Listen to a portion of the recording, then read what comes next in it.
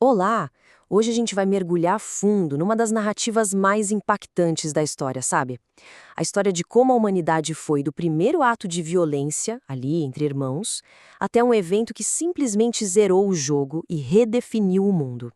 É uma jornada e tanto sobre conflito, sobre a escalada da maldade e, no fim, a busca por um recomeço.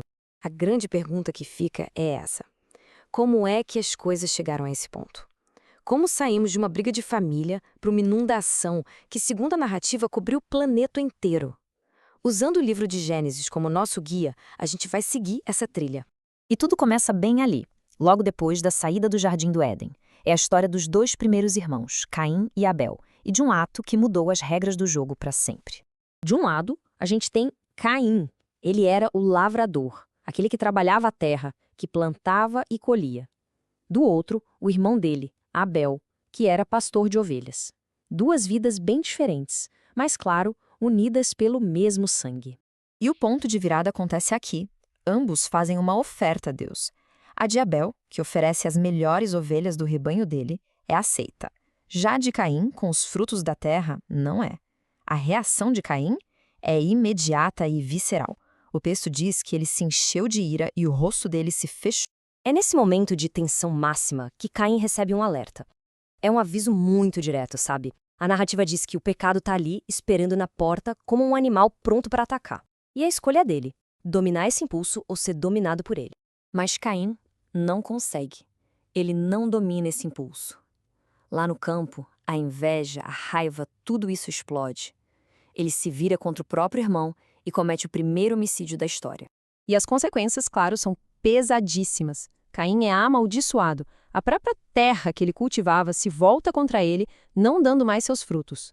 E pior, ele é condenado a viver como um fugitivo, um andarilho, sem um lugar para chamar de seu. A partir desse ato, é como se a humanidade se partisse em duas. Duas linhagens surgem, e cada uma delas vai seguir por um caminho completamente diferente. Olha só o nível que a coisa chega. Na linhagem de Caim, a gente encontra Lameque. Ele chega a se gabar de ter matado um homem só por ter sido ferido, e ainda diz que se a vingança de Caim era de 7 vezes, a dele seria de 70 vezes 7.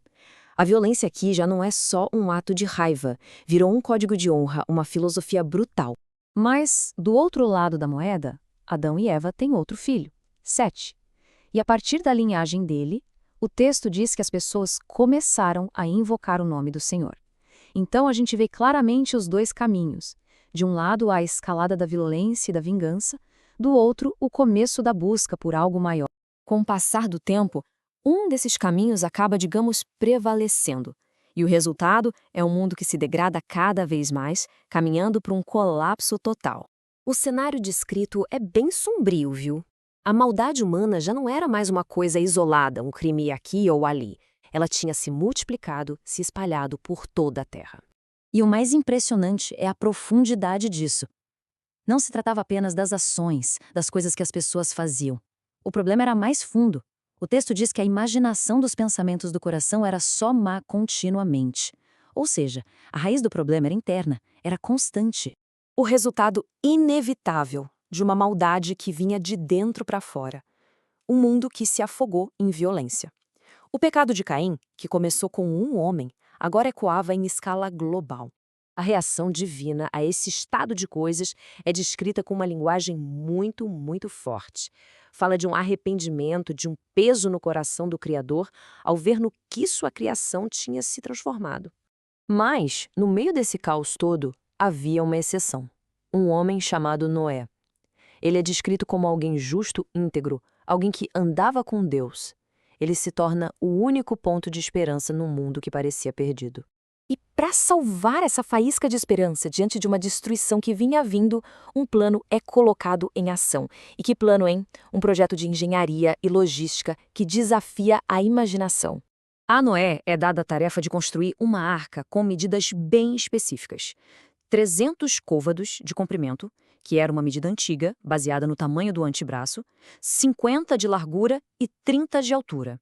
Pensa só, era uma embarcação gigantesca, projetada para resistir a um verdadeiro cataclismo. E o plano era completo, abrangente. As instruções eram muito claras, em 4 passos. Primeiro, construa a arca. Segundo, traga toda a sua família para dentro. Terceiro, reúna um casal de cada espécie de animal. E quarto, faça um estoque de todo tipo de comida para todo mundo. Com a arca finalmente pronta e todo mundo a bordo, a narrativa chega no seu ponto máximo, no seu clímax. O mundo, como era conhecido até então, estava prestes a ser desfeito. E o texto marca o tempo de forma bem precisa. Noé tinha exatos 600 anos de idade quando as águas do dilúvio vieram sobre a terra. E então começa. As fontes do grande abismo se rompem. As comportas do céu se abrem. E chove. Chove sem parar por 40 dias e 40 noites. Mas mesmo depois que a chuva para, a água continua subindo. 150 dias as águas prevalecem sobre a terra, cobrindo absolutamente tudo, até as montanhas mais altas. E a gente encerra com essa imagem final que é muito poderosa. Depois que Noé, a família e os animais entraram na arca, o texto diz simplesmente: "E o Senhor o fechou para dentro". Fica a reflexão, né?